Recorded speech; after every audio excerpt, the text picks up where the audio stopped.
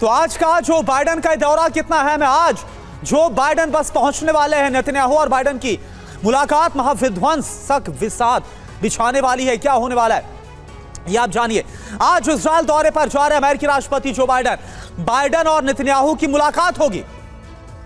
बिल्कुल, और देखिए इजराइल को और मदद देने पर बात होगी। नेतन्याहू बाइडेन को 12 दिनों का पूरा अपडेट देंगे। बाइडेन और नेतन्याहू ईरान को घेरने की रणनीति बनाएंगे, बंधकों को छुड़वाना और तीसरे देश की दखल को रोकना बाइडेन के लिए यही बड़ी चुनौती है कि बाहरी देश इस वॉर में शामिल ना हो, क्योंकि अगर ऐसा होता है तो इसका विस्तार बढ़ेगा और सीधे तौर पर अमेरिका पर भी इसका असर पड़ेगा, क्योंकि बाइडेन ये कह चुके हैं कि हम इजराइल युद्ध को भी हैंडल कर सकते हैं। और देखिए युद्ध के बीच लेबनान से बहुत बड़ा ऐलान सामने आया, हम भीषण जंग के लिए तैयार हैं।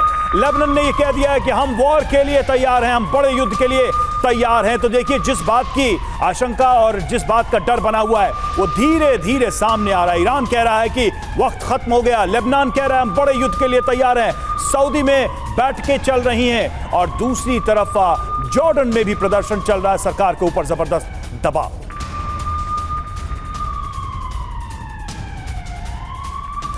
तो देखिए इजराइल के पड़ोसी मुल्क उत्तरी इजराइल में जो लगा हुआ मुल्क है लेबनान, वहां से बाकायदा कह दिया गया है कि हम तैयार हैं, इजराइल पर प्रचंड प्रहार होगा। अब लेबनान ने क्या कहा है, पूरी बातें आपको बिग वॉल के जरिए समझाते हैं। लेबनान ने साफ कहा कि हम महंगे और जटिल युद्ध के लिए पूरी तरह से तैयार। ये वार्निंग हिजबुल्लाह की चेतावनी यह है कि गाजा पर जमीनी हमला लेबनान को संघर्ष में खींच लेगा।